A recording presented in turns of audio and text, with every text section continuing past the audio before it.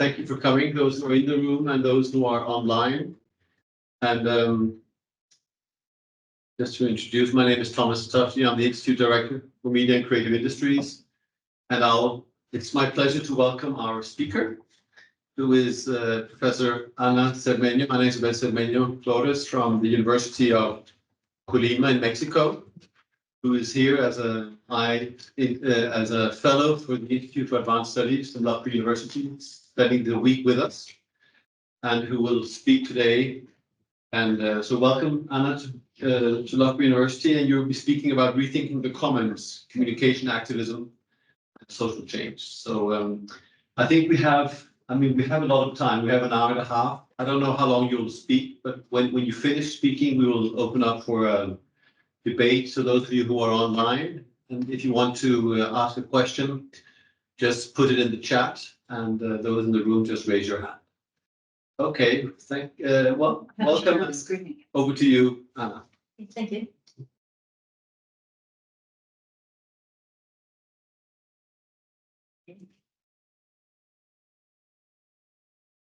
Hey, good afternoon and welcome to my presentation. Have you ever seen the movie The Lord of the Rings?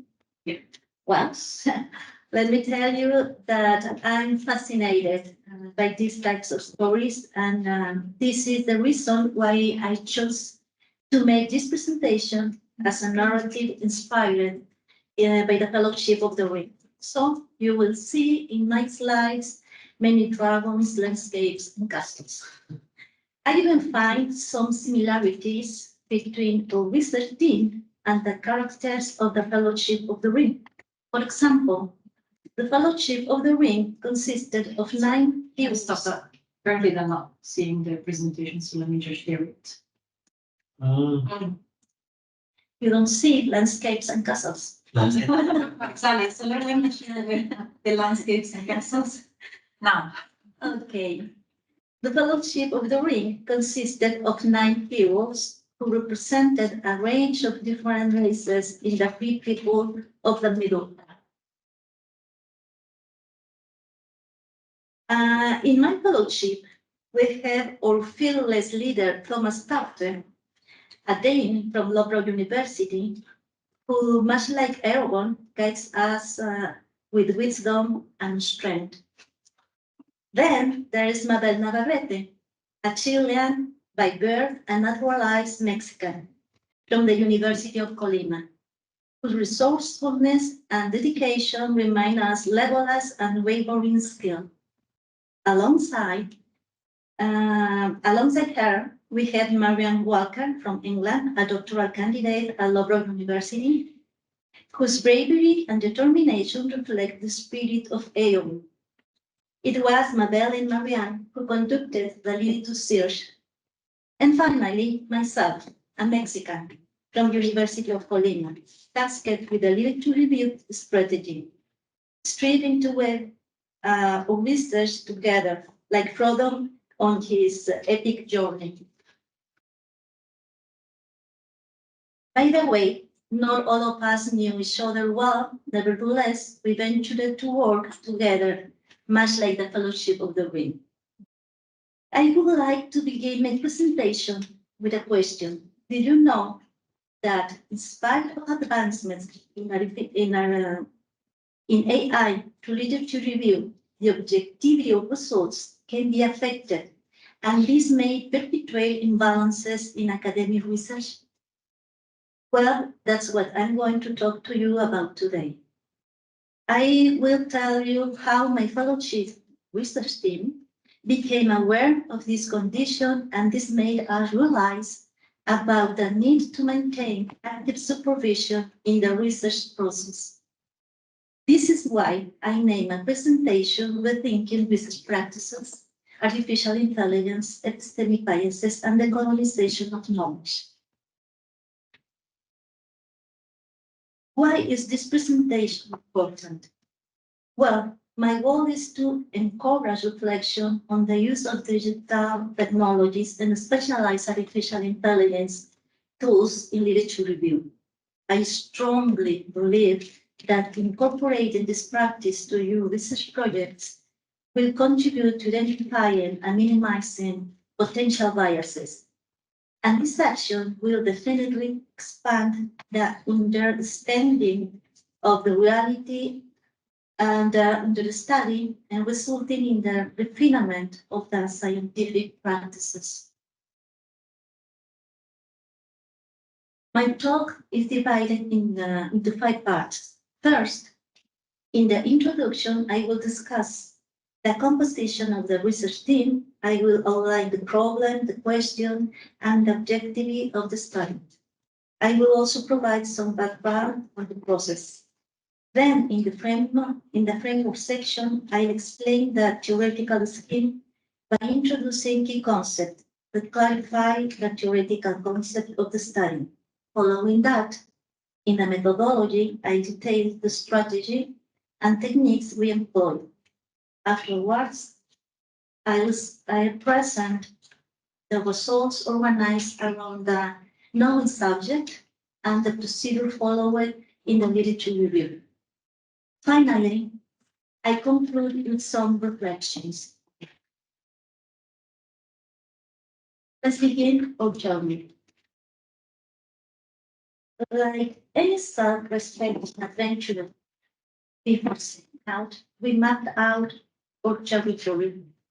First, we choose database from the scientific mainstream, another database providing scientific production from Latin America, and additional databases that extended our scope and were efficient in the process. This decision led us to apply specialized artificial intelligence tools for literature review. Second, we defined the temporal layers of our exploration. We began in 2011, the year marked by global emergence of activism with a widespread youth participation, such as the Arab Spring, Occupy Wall Street, and Yo Soy 132, and concluded in 2023. Third, we narrowed down our search with magic words or key terms, like youth activism and domains of activism, such as democracy, climate change, indigeneity, migration, gender, and LGBTQ+. Finally, we selected our tools for the fight. Google Meet and email facilitate communication and reduce distances unopposed. Google Drive enable online file storage, synchronization, and sharing, enhancing real-time collaboration on documents. Web of Science provided us with reliable global research data, albeit at a considerable cost to the university. And Redalic granted us open access to scientific journals in Spanish and Portuguese. Illicit and CSpace, both AI tools for document search, offered us complementary access through a freemium model, as well as Voice Viewer, which enable us to visualize bibliometric networks conveniently. It is a free tool requiring prior registration. But reality surprised us.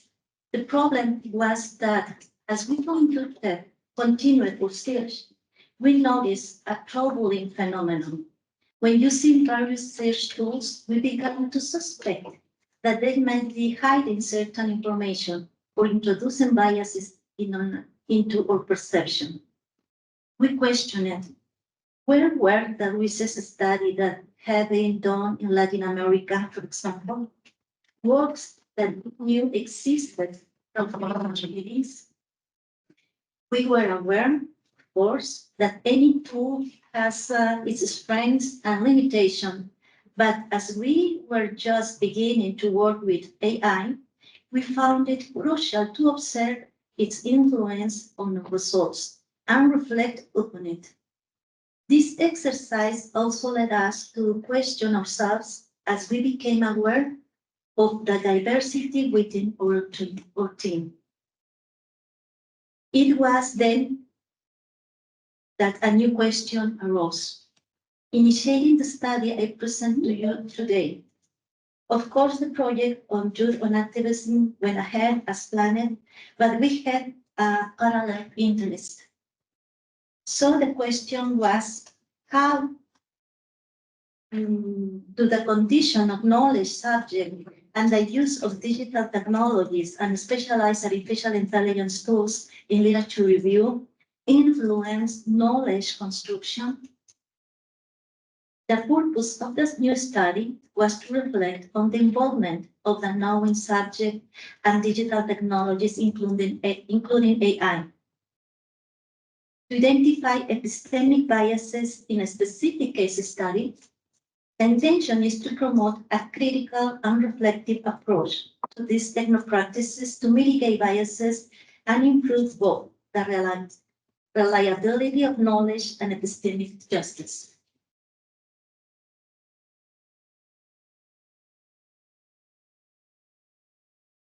To begin understanding what's happening, we identified some assumptions. Number one, literature review is a fundamental, structured and structuring scientific practice that follows agreed criteria for its execution and presentation. Number three, literature review is a socio-technical practice involving human and technical objects, such as digital technology to facilitate data collection, storage, analysis, and visualization process. Number three, digital technology is a black box. Since its internal or algorithmic working are neither transparent or easily understood by those who use it, that is to say, although one can observe the output or outcome of the technology, it is not fully understood how those results are achieved. Number four, our approach as research team was not that of developers, but rather that of users of digital technology in our field. Therefore, we would not seek biases at the algorithmic level, as we were not trained for it. What we will do, however, is reflect on the result when using it. In general terms, the theoretical framework considered four key concepts: digital technology, digital decolonialism, epistemic bias, and epistemic justice. First, according to Martin Hilbert, digital technology refers to electronic devices and systems that use binary code to process, store, and transmit information effectively.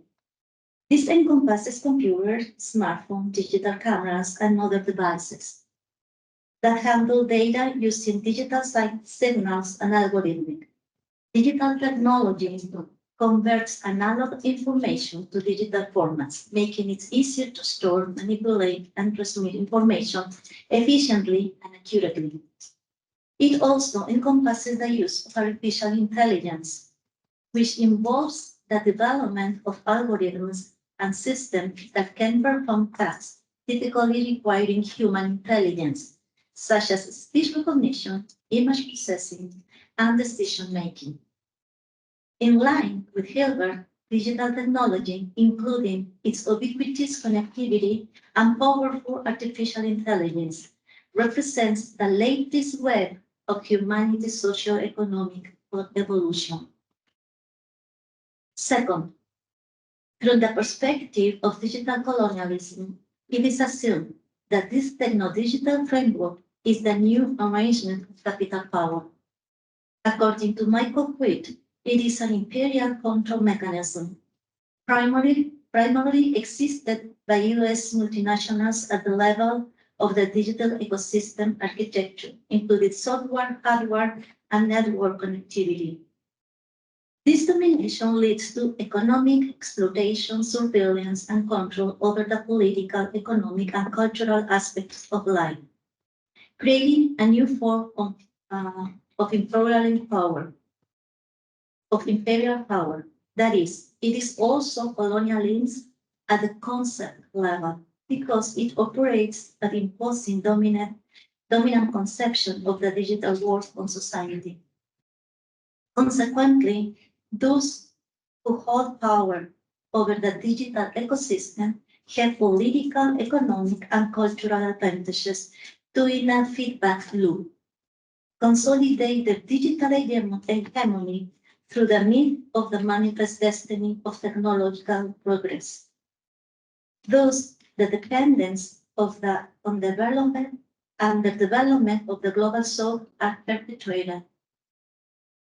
Third, in other perspective, in the epistemic bias, to explain this, I would like to quote IMCI, who says, once one abandons the idea of value-free impartial science, the question of how to distinguish biases from legitimately value-laden science arises. Recognizing that bias introduces a tendency in reasoning, let's differentiate between two types of bias according to Weber. On one hand, there is a narrow ontological bias which refers to the systematic deviation from the truth. It is based on the idea of value-free science, suggesting systematic error of the truth. On the other hand, there is the broad or epistemic bias, which involves research that could have been done systematically better, focuses on the quality of the research process and seeking to comply with current best scientific practice. This bias is the one we are interested in observing in this study. Fourth, the last perspective is epistemic justice. This operates in the realm of the credibility and truth in the production, distribution, and evaluation of knowledge. According to Miranda Fricker, this occurs from specific social groups due to gender, ethnicity, class, age, or abilities are marginalized or made invisible because their voices are not recognized or because there are no social frameworks to understand them. In the scientific field, epistemic injustice is evident in gender biases, colonialist worldviews of knowledge, and the reproduction of social inequalities. It also appears in androcentric and Eurocentric scientific canons, which impose coercive and exclusionary rationalities.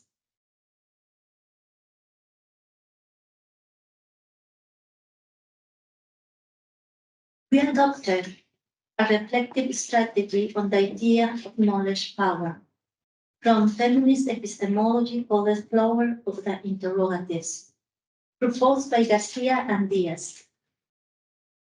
This technique acknowledged the weight of subjectivity in research commitments illustrated by 3 petals of the flower. The first petal refers to the biographical affective commitment. Here, we address the personal influences that led us to initiate a research, along with the emotions and subjective experiences that we brought to the research process. To the second petal was the ethical political commitment. At this point, we reflected on our position in society and towards the research topic, as well as our ethical approaches and researchers. The third petal was the practical commitment. Here, the focus of reflection was on research practices, including funding sources, working conditions, and institutional limitation. Since Garcia model online addresses the knowing subject through the 3 petals, we saw the need to add a petal focused on the practice of the literature review itself. We name it procedural commitment. Through this petal, we address the practical aspect of the review by applying the same logic of questioning and reflection of proposed by the original technique. We specifically asked what bias and conflicts are identified in the process of collecting, selecting, and presenting information when interacting with digital technology and AI. We believe this adaptation represents a significant contribution to the original model, as it established a deeper connection between the subject and the technological practice. interrupting a critical dimension that expands and enriches the understanding and application of the model.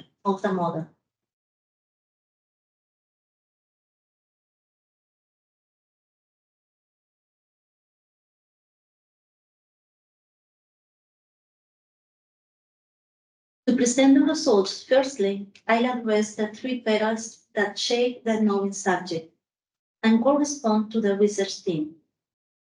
Then I'll examine the procedural commitment petals and discuss the bias encountered. First, in the subject commitment research, I will ask you to recall the theme heterogeneity. I mentioned it at the beginning of the presentation because the first petal refers to the diversity of knowledge subject. Regarding the biographical affective commitment petal, we identify aspects that influence trust, cohesion, and the shaping of the research team's perspective. On the one hand, the diversity of perspectives considering gender, academic background, place of origin and residence, role in the project, as well as language, technological, and thematic competences. On the other hand, we recognize the interest in the cultivating academic collaboration, which had been developing for years with the Kaleidoscope Network. Additionally, there was consensus in the awareness and solidarity promoting the academic maturity of the two early career researchers with a view to finding better jobs opportunities. Regarding the ethical political commitment petal, we agreed that studying youth activism is relevant to influence social change, particularly in the global south. We also share the conviction of maintaining transparent, inclusive, and equitable production policies to ensure the fair representation and recognition of all team members. For example, developing joint publication, auto-rotation, consensus decision, frequent meeting, full access to all materials, etc. Furthermore, we believe that knowledge is intersubjective and its production involves considering both the knowledge subject with their condition and environment and the tools they use, which following an economic efficiency-driven and imperialist logic. As for the pragmatic commitment petals, as we expected, researchers from English University worked under more favorable conditions compared to those from Mexican University. Furthermore, despite both universities having sufficient technological infrastructure, the security policies implemented by both universities made it difficult to share documents.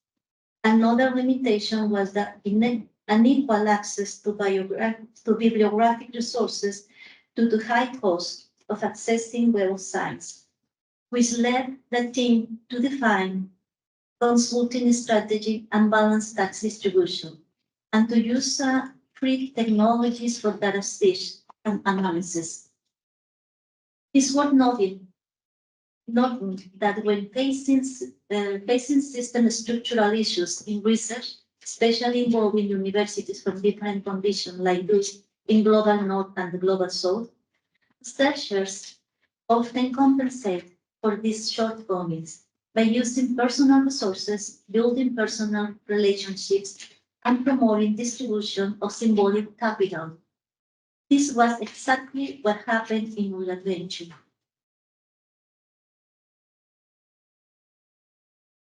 In commitment procedural, we identified two biases interrelated with technological aspects, human capabilities, and scientific norms. These findings highlight that the application of artificial intelligence in literature review is grounded in a scientific system that contributes to perpetuating existing epistemic injustices. On one hand, there is the invisibility bias in knowledge generation.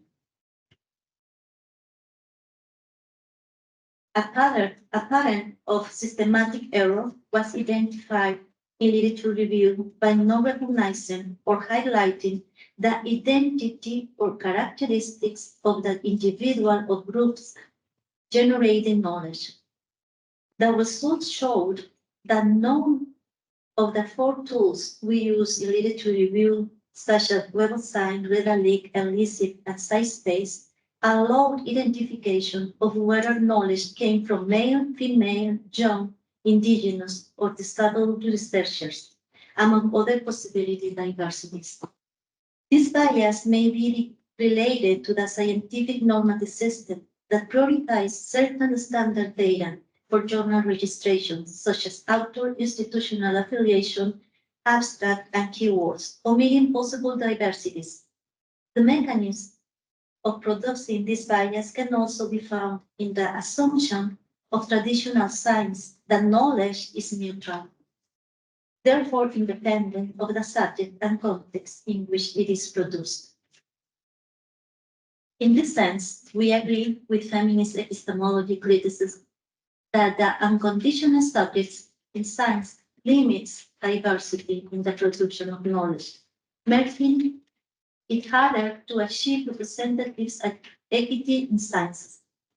This problem evidenced a change of visibility from the data required by journals for text publication to metadata recorded in databases, to what was retrieved by softwares for subsequent analysis and presentation of results.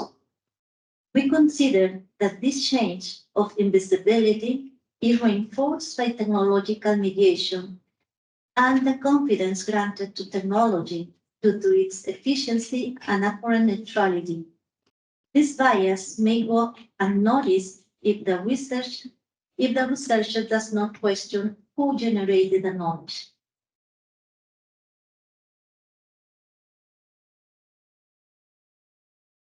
On the other hand, there is a bias of knowledge representation. This occurs when there is a systematic distortion in how knowledge is represented in literature review process.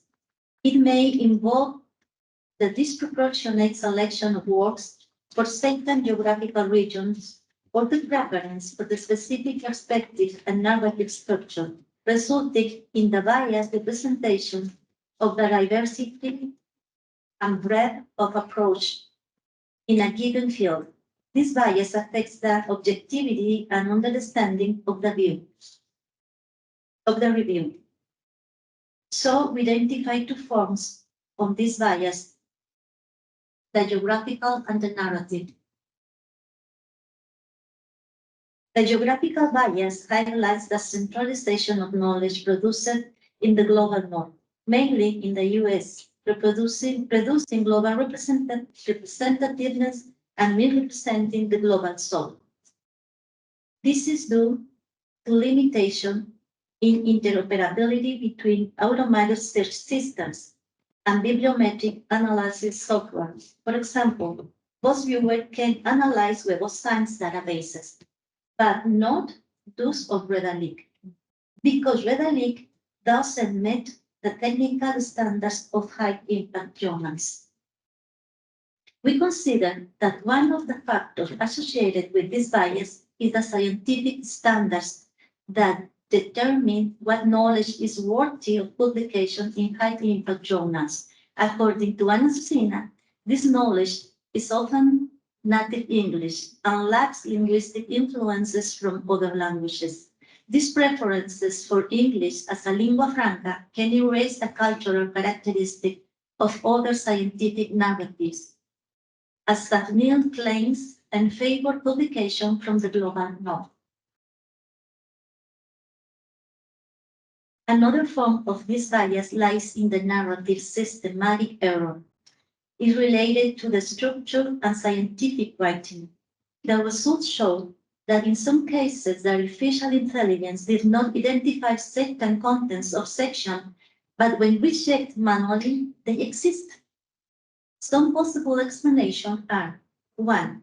Is the adoption of the AMRD format. This format, that includes introduction, methods, results, and discussion, may influence context selection, limiting the diversity of approaches. 2.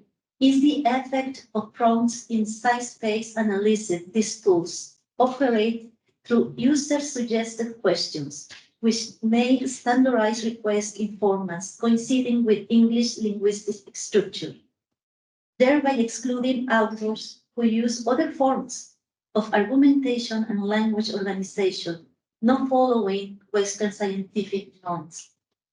3.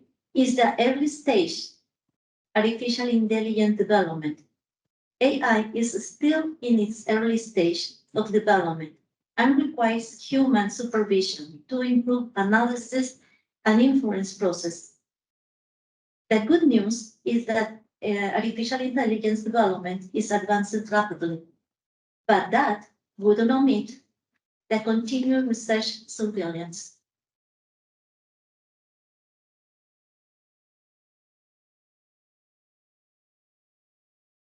The conclusion. First, with this study, we prove that the use of digital technology, including specialized artificial intelligence tools, effectively simplify and expedite the literature review process. In other words, they are efficient socio-technical practices because they deliver relevant scientific text.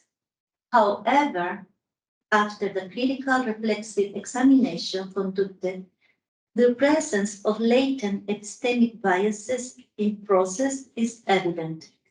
These biases arose from the invisibilization of the knowledge subject and the representation of the knowledge being produced.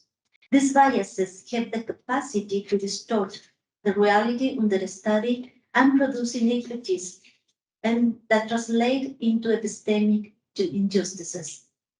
Second, we conclude that the presence of these biases is a systemic problem that transcends scientific technologies and scientific practices. In other words, it is a complex issue that articulates scientific systems such as a specific system, articulates specific systems such as scientific, technological, and institutional. Third, digital technology poses inherent risks due to interoperability standards, resume neutrality, level of generative development, and lack of transparency in design and data feeding. These factors, coupled with the rationalization that defends its neutrality, efficiency, and the notion of progress, can perpetuate epistemic injustices and effectively create a black box for users.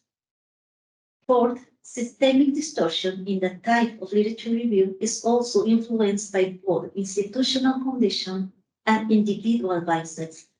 As evidence in the results, economic factors, scientific and technological policies, as well as institutional structure, shape the selection and presentation of knowledge. Scientific activities are deeply intertwined with society and culture. They are not separate entities. Fifth, we emphasize the importance of recognizing the epistemic injustice in this technopractice is a systemic problem that goes beyond bibliometric criteria and the efficient use of specialized technology. Therefore, we advocate for presenting mere observation and reflection of the objects of study and integrating the knowing subject situated in its context, capability, and aspiration. It is about being attentive and taking measures to mitigate biases and develop strategies that enhance the richness, reliability, and justice of generated knowledge. Sixth, we caution that given the relevance and presence of generative artificial intelligence in the social sciences, it is crucial, in line with any stimulus policy, to review specific practices, such as literature review. This is necessary to comprehensively grasp how technologies influence and are influenced by the social technical framework they operate within. Finally, we believe it is possible and necessary to demand from technological designers and biotech companies to provide specialized technology that allows for the appreciation of the global richness of that generated knowledge to better understand social reality and produce better works. Before I finish my presentation, I would like to express my gratitude to the Institute of Advanced Studies of Loughborough University for inviting me as a visiting fellow. The support from the Institute undoubtedly enriches the collaboration with my dear colleague, Professor Thomas Prof, who is my academic host. Thank you very much, Thomas, and thank everyone who joined with this presentation.